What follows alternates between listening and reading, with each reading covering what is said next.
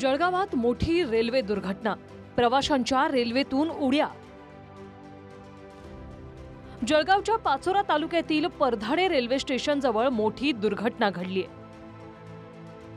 परधाडे गावाजवळ पुष्पक एक्सप्रेसनं ब्रेक मारल्यानं आगीच्या ठिणग्या उडाल्या होत्या।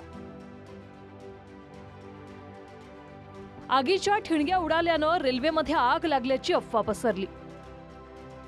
आगीच्या अफवेनंतर पुष्पक एक्सप्रेसमधून 35 ते 40 प्रवाशांनी उड्या मारल्या।